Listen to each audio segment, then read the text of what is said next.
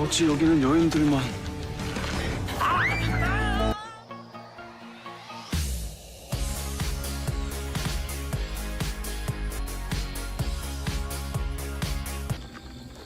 사내 모두 한패란 말인가?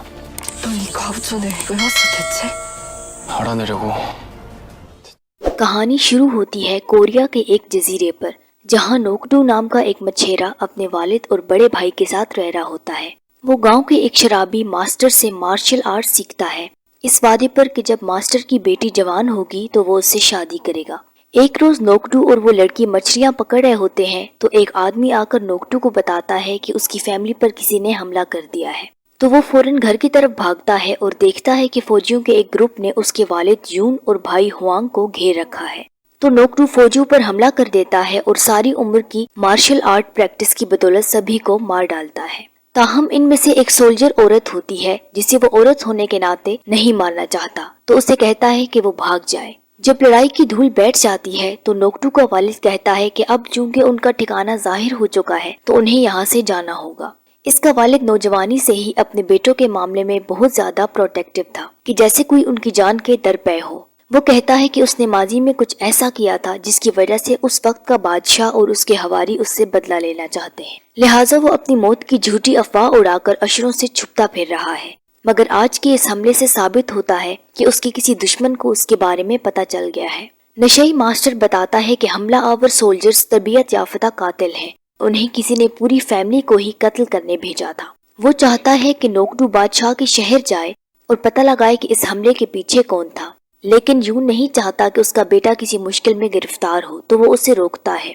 मगर नोकडू चाहता है कि कुछ भी हो तो वो मामले की तह तक पहुँच कर रहेगा और बाप से छुड़ाकर शहर की तरफ भाग जाता है। अगले सीन में बादशाह का शहर दिखाया जाता है, जहाँ बादशाह हिफाजती दस्ते के साथ एक पालकी में शहर की गश्त कर रहा होता है, जहाँ डोंगजू नाम की एक औरत मर्दों वाला लिबास पहने अपनी फैमिली के साथ हुए किसी जुर्म का बदला लेने के लिए बादशाह को कत्ल करने आई होती है। वो बादशाह पर तीर चलाने ही वाली होती है कि दौड़ता हुआ नोकडू उससे टकरा जाता है, जिस पर उनके दरमियान कुछ बहस हो जाती और इतने में बादशाह की पालकी उसके निशाने से निकल जाती है कि तभी एक बूढ़ा आदमी बादशाह को पत्थर मार देता है कि तुमने अपने महल को बड़ा करने के लिए मेरे बेटे को कत्ल किया है। तो सारे गार्ड्स को हुक्म होता है कि वो सारे एरिया में उस बूढ़े आदमी के साथियों को भी तलाश करें। गार्ड्स नोकडू और डोंगजू को झगड़ता देखकर दोनों को गिरफ्तार कर लेते हैं। इसी दौरान नोकडू की नजर उस लड़की पे पड़ती है जिसे उसने जजीरे पर जिंदा छोड़ दिया था। वो उसके जरिए उसके पास तक पहुंचना चाहता है, मगर इससे पहले कि वो उससे बात करता उसे गिरफ्तार कर लिया जाता है। डोंगजू के मर्दाना भेस में होती है तो उसे मर्द कैदियों के साथ ही रखा जाता है, जहाँ उसका सामना फिर से नोकडू से हो जाता है। वो दोनों फिर से उलझ पड़ते हैं और एक दूसरे को गिरफ्तारी का जिम्मेदार ठहराते हैं। अगली सुबह वो जागते हैं तो एक दूसरे को बिल्कुल साथ सोया देखकर शर्मिंदा हो जाते हैं। इसके बाद गार्ड उन्हें तफ्तीशी ऑफिस ले जाते हैं। डोंगजू से जब उसका तारुफ पूछा जाता है तो वो कोई जवाब नहीं देती, क्योंकि वो जानती है कि झूठ बोला तो मुसीबत खड़ी हो सकती है कि उसने मर्द का भेस क्यों अपना रखा है। इसके कुछ न बोलने पर तफ्तीशी अफसर गुस्से हो जाता है तो नोकडू सबकी तवज्जो हटाने के लिए उसकी मदद को आता है। वो कहता है कि उनसे तफ्तीश का कोई फायदा ना होगा, इसकी बजाय बादशाह को चाहिए कि अवाम की हमदर्दियां समेटने के लिए उस बूढ़े के बेटे की कब्र पे जाए। तफ्तीशी अफसर को उसकी ये तजवीज अच्छी लगती है और उन दोनों को छोड़ दिया जाता है। इसके बाद नोकडू और डोंगजू अपनी अपनी राह चले जाते हैं। वहाँ से नोकडू रात गुजारने के लिए एक सराय में पहुँचता है। सराय की मालिक उसे खाना मुफ्त दे देती है। नोकडू इस रात से बेखबर होता है कि वो औरत एक फीमेल असैसिन से मिली होती है, जिसने उस खाने में जहर मिला दिया है। खाना खाने के घंटा भर के बाद नोकडू को बदली होने लगती है तो वो बाहर को भागता है। सराय की मालिक असैसिन को बुलाने भागती है, मगर तब तक नोकडू भाग चुका होता है। तो वो औरत यही समझती है कि वो मर गया होगा और अपने बास से मिलने वापस आ जाती है। नोकडू उसका पीछा करता है और उसे एक खुफिया गांव में दाखिल होते देखकर उसके पीछे जाता है। ताहम जल्द ही उसे ये जानकर पछतावा होता है कि ये गांव तो सिर्फ बेवा औरतों के लिए है, मर्दों का दाखिला यहाँ बिल्कुल ममनू है। औरतों की गार्ड्स उसे गिरफ्तार करके खूब मार मार कर गाँव से बाहर फेंक देती है। उसी रोज नोकडू मर्दों के एक ग्रुप को एक औरत के पीछे भागते देखता है तो वो उन लोगों से भाग निकलने में उस औरत की मदद करता है और उसे पता चलता है कि उसकी फैमिली ही उसकी दुश्मन हो गई है, क्योंकि वो एक निचली जात के आदमी से मोहब्बत कर बैठी है। वो जोड़ा वहाँ से भागना चाहता है, मगर जो लोग लड़की को मारना चाहते हैं वो अभी भी औरतों वाले गाँव के बाहर उसके पहुँचने का इंतजार कर रहे होते हैं। तो उनकी मदद करने के लिए नोकडू लड़कियों वाला ड्रेस पहनकर इंतजार करते मर्दों को चकमा देता है اور وہ یہی خیال کرتے ہیں کہ ان کی بیٹی نکل گئی ہے، لہٰذا اب یہاں انتظار کا کوئی فائدہ نہیں۔ تو نوکٹو بطور لڑکی اتنی زبردست ایکٹنگ کرتا ہے کہ بھگوڑا جوڑا بھی دنگ رہ جاتا ہے۔ تو وہ دونوں اس کا شکریہ ادا کر کے کسی محفوظ گاؤں کے لیے نکل جاتے ہیں۔ اگلی صبح نوکٹو لڑکیوں والا لباس پہنے بیوہ عورتوں والے گاؤں جاتا ہے اور انہیں کہانی سناتا ہے کہ اس کے شوہر کی وفات ہو گئی ہے، تو وہ اسے ویلکم کرتی ہیں۔ اس گاؤں کے 2 حصے ہوتے ہیں، ایک عمومی حصہ جس میں بیوہ عورتیں رہتی ہیں اور دوسرا کسینگ ہاؤس جس میں کنواری لڑکیاں رہتی ہیں۔ عمومی حصے میں چونکہ کوئی کمرہ خالی نہیں ہوتا تو نوکٹو کو کسینگ ہاؤس میں کمرہ شیئر کرنے کو کہا جاتا ہے۔ اس میں رہنے والی لڑکیاں شاہی محل کے لیے شراب بنا کر اور کپڑے سی کر اپنی روزی کماتی ہیں۔ وہ نوکٹو کو بھی کوئی ہنر سکھانے کا وعدہ کرتی ہیں تاکہ وہ باعزت زندگی گزار سکے۔ وہ اسے اپنا احاطہ دکھا ہی رہی ہوتی ہے کہ اس دوران ایک امیر زادہ ایک کم عمر لڑکی کو زبردستی لے جانے کی کوشش کرتا ہے تاکہ اسے اپنی بیوی بنا سکے۔ تو ایک عورت اس کے آڑے آ جاتی ہے اور اسے یوں لڑکی کو ایکسپلائٹ کر دینے سے انکار کر دیتی ہے۔ تبھی نوکٹو جب اس لڑکی کو بغور دیکھتا ہے تو وہ پہچان جاتا ہے کہ یہ تو ڈونگ جو ہے، اور اسے احساس ہوتا ہے کہ یہ تو دراصل لڑکی ہے جس نے بادشاہ کو مارنے کے لیے لڑکے کا بھیس بنا رکھا تھا۔ تبھی ڈونگ جو اپنے بال کاٹ دیتی ہے تاکہ امیرزادہ دفع ہو جائے، کیونکہ بال کسینگ کا قیمتی زیور تصور کیا جاتا ہے۔ مگر امیرزادہ اس کے باوجود بھی اسے لے جانے پر بضد رہتا ہے تو بادشاہ کا بھتیجا جو ڈونگ کا دوست ہوتا ہے اتفاقاً اس کی مدد کو آ پہنچتا ہے۔ وہ امیرزادے کی بے عزتی کر کے اسے گاؤں سے باہر نکال دیتا ہے۔ جو ہی رش کم ہوتا ہے تو نوکٹو کسینگ ہاؤس کے مینیجر مسٹر لی سے ملتا ہے جو اسے لڑکی سمجھ کر اس کی خوبصورتی پہ دل ہار بیٹھتا ہے۔ اس کے بعد نوکٹو کو اس کے کمرے میں بھیج دیا جاتا ہے جو اس نے ڈونگ جو کے ساتھ شیئر کرنا ہے۔ تو وہ یہ یقین کرنے کے لیے کہ یہ وہی ہے جس سے اس کی کل گاؤں میں ملاقات ہوئی تھی اس کا سامان چیک کرنے لگتا ہے کہ تبھی ڈونگ جو آ جاتی ہے اور اس کا سامان کنگالنے پر اس سے لڑنے لگتی ہے اور یہ کہہ کر کہ وہ اس کی چیزوں سے دور رہے اسے کمرے سے باہر نکال دیتی ہے۔ بعد میں مینیجر نوکٹو سے اپنی محبت کے اظہار میں اسے پھول پیش کر کے حیران کر دیتا ہے۔ نوکٹو کو کچھ سمجھ نہیں آتی کہ اس نامطلوب اٹینشن کا کیا کرے تو وہ اس آدمی سے دور رہنے کی کوشش کرتا ہے۔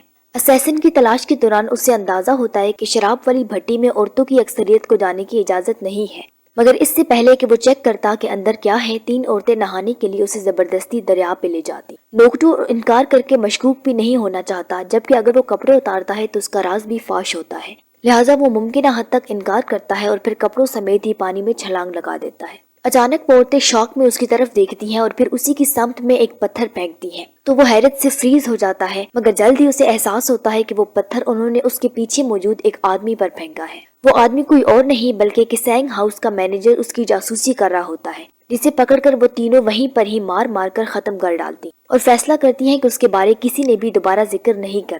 اگلے فلیش بیک میں ہمارا تعارف بادشاہ کے سب سے بیسٹ فرینڈ یون سے ہوتا ہے۔ مدتوں پہلے نوکٹو کے والد بادشاہ اور یون کے اچھے دوست ہوا کرتے تھے، مگر ایک جنگ کے خاتمے پر یون ہی نے نوکٹو کے والد سے کہا تھا کہ وہ نوکٹو کو لے کر وہاں سے بھاگ جائے تاکہ وہ اس کے ہاتھوں قتل سے بچ جائے۔ وہ انہیں قتل کیوں کرنا چاہتا تھا یہ تو ایک راز ہی ہے، تاہم یہ واضح ہے کہ نوکٹو کے والد بادشاہ ہی سے آج تک بھاگتے چھپتے آئے ہیں۔ مووی فلیش بیک ہوتی ہے اور دکھایا جاتا ہے کہ کچھ مہینوں پہلے نوکٹو کا ایک ایسے آدمی سے سامنا ہو گیا تھا جس نے اسے پہچان لیا تھا۔ وہ وہاں سے بھاگ نکلنے میں کامیاب ہو گیا تھا، مگر پھر بادشاہ نے اسے جزیروں پر ڈھونڈنے کے لیے سپاہی بھیج دیے تھے۔ مووی حال میں آتی ہے جہاں بادشاہ ایک کمانڈر سے پوچھتا ہے کہ کیا انہیں نوکٹو کا کوئی سراغ ملا، تو وہ جھوٹ بولتا ہے کہ نہیں، انہیں کوئی نہیں ملا۔ ادھر یون کو بتایا جاتا ہے کہ نوکٹو اس پر حملہ کرنے والی عورت کو ڈھونڈنے شہر آ رہا ہے، تو وہ بیواؤں کے گاؤں کے گرد سیکیورٹی سخت کر دیتا ہے تاکہ اس سے پہلے کہ بادشاہ نوکٹو کو ڈھونڈ لے وہ خود اسے پکڑ لے۔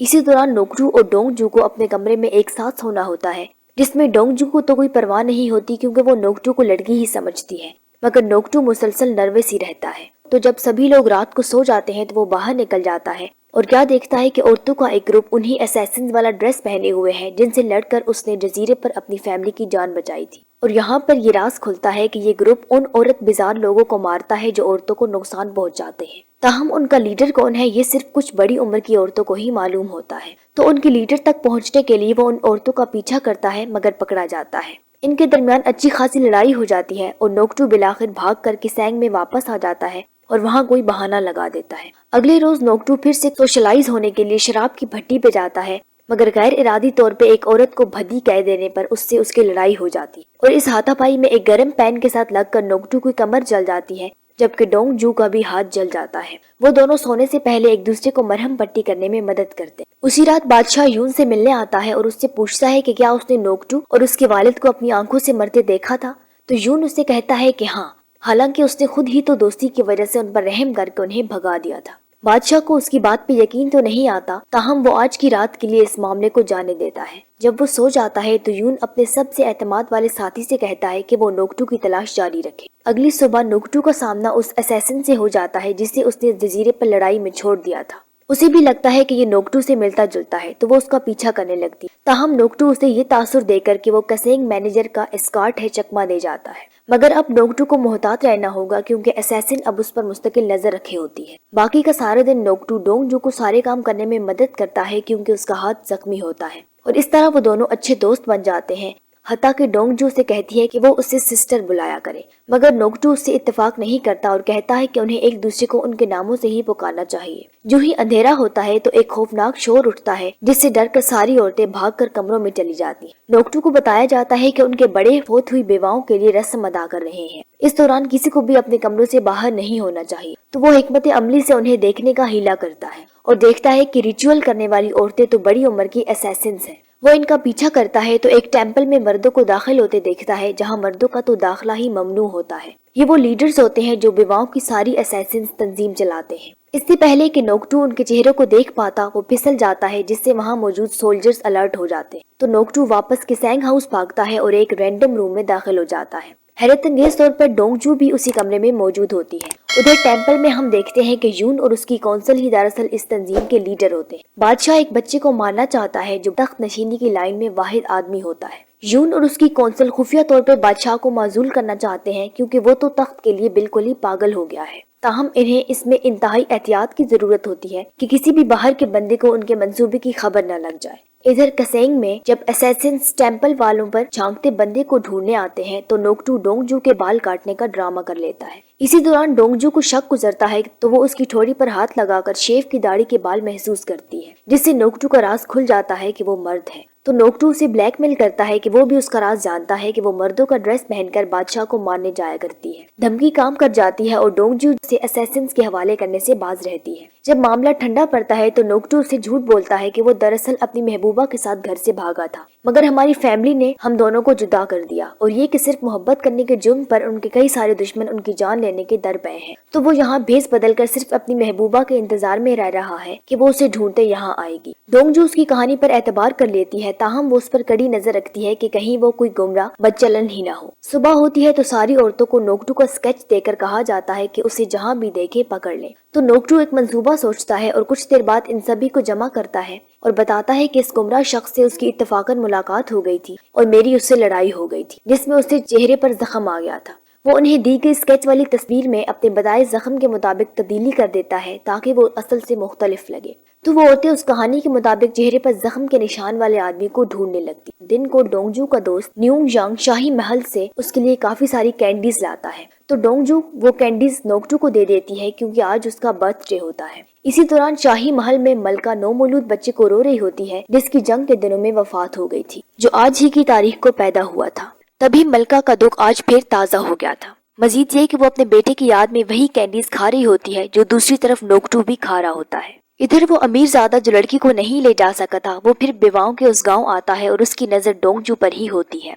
अब रूल्स के मुताबिक किसैंग को लड़की उसके हवाले करना होती है अगर वो उससे अपने घर ले जाना चाहता हो। ताहम जब किसैंग के मैनेजर को उसके इरादों के बारे बताया जाता है तो वो डोंगजू को उस दरिंदे के हवाले करने से इनकार करके उसकी हिफाजत करने का फैसला करती। तो अमीरजादा धमकी देता है कि वो पूरा गाँव ही बेच डालेगा, जिस पर डोंगजू उसके साथ जाने के लिए तैयार हो जाती। इधर नोकटू एक अलमारी में छुपकर असैसिन्स को देख रहा होता है जो अपने नए टारगेट को कत्ल करने का प्लान बना रहे होते हैं। इसी बातचीत के दौरान ही एक औरत अलमारी खोलती है और नोकटू रंगे हाथों पकड़ा जाता है, मगर वो फौरन ही संभल कर कहता है कि वो तो यहाँ पैसों के लिए अंगूठी चुराने आया था। वो औरत उसे मारने का इरादा करती है तो वो उन्हें इनका ग्रुप ज्वाइन करने की ऑफर करता है, तो वो उसकी बात सुनकर उसे एक चांस देने का फैसला करती है इस शर्त पर कि अगले 2 रोज में वो मतलूबा आदमी को कत्ल कर देगा। आखिरी सीन में डोंगजू को एक पालकी में ले जाया जा रहा होता है जबकि नोकटू अपने टारगेट को खत्म करने जा रहा होता है। वीडियो पसंद आई हो तो वीडियो को लाइक और शेयर भी कर दें। मजीद ऐसे ही कंटेंट के लिए चैनल सब्सक्राइब करके बेल आइकन भी ऑन कर दें। नेक्स्ट वीडियो तक अल्लाह हाफ़िज़।